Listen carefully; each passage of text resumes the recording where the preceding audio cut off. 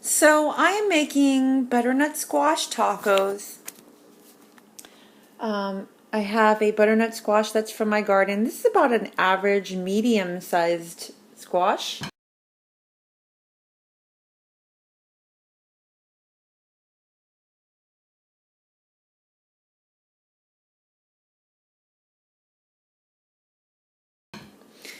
It has been peeled and diced into fairly small pieces here.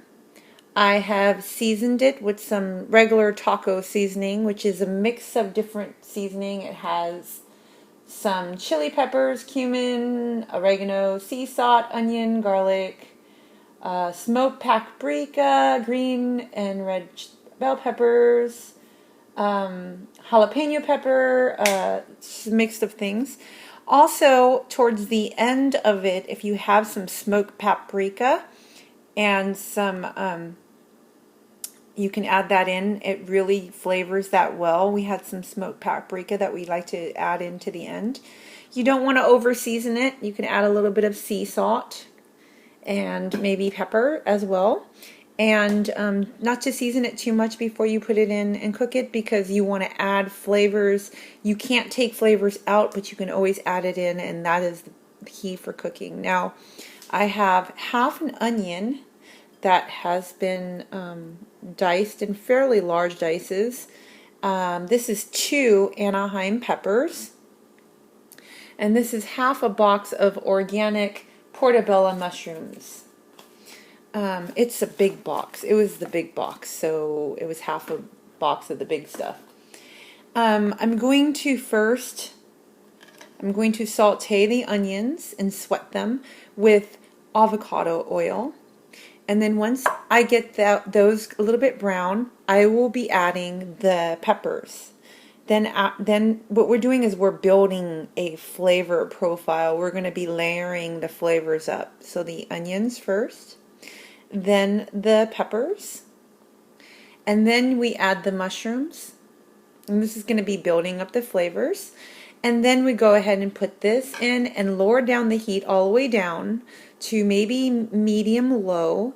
Add a little bit of water because we want to get these soft and they take a little while, and then cover them until they're soft and tender. And then towards the end you can add a little bit more salt, pepper, taco seasoning, or even smoked paprika to get that flavor. And then I'll show you guys what the finished product should look like when you guys put the toppings in. You can put any toppings on you want. I like to put fresh avocados, some cilantro, cheese, shredded cheese, salsa, and really make that taco delicious. Whatever toppings that you prefer. Some people don't eat cheese. If you leave the cheese out, it's completely vegan. If you put the cheese in, it's still vegetarian, but these are so delicious and they're super healthy for you and low in calories. I think it's about ready. Avocado oil is great because it reaches a high temperature without burning. So we'll go ahead and put our onions in.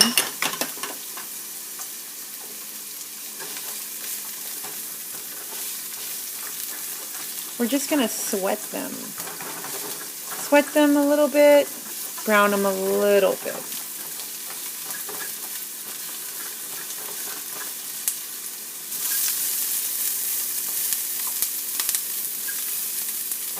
Popping. So this is 2 Anaheim peppers chopped.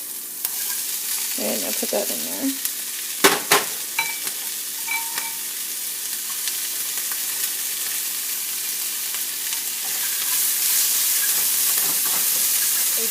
A flavor.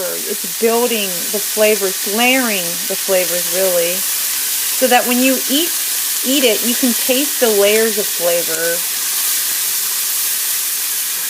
It's like building a flavor profile.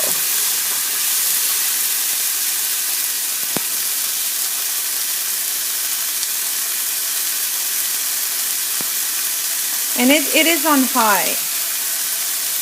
You want to have it on high while you're sauteing.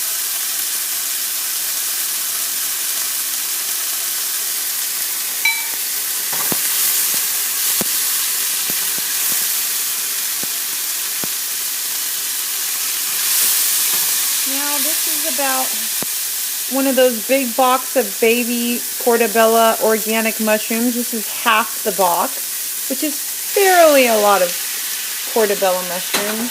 I love mushrooms while I'm doing any kind of Mexican because it really does build this flavor. It puts a lot of flavor into your dish. And you know, also, even if you don't put the butternut squash in, this also would make like a great veggie fajita. Put some fajita flavoring on it. Really get a really yummy fajita, just even without the butternut squash.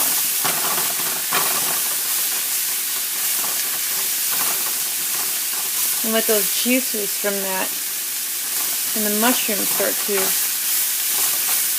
flavor the rest of this.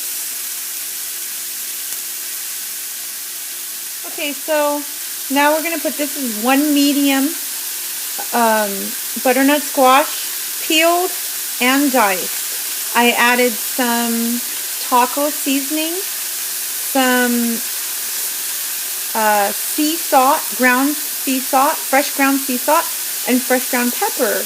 I don't want to over season it at this point of time because I can always add more seasoning, but I don't want to over season it, so don't overdo the seasoning. You can always add more if you need it, but you can't take it out when you're cooking. So we're going to go ahead and pour that in. Now butternut squash does take a little while for it to get soft and ready. So go ahead and mix that in there.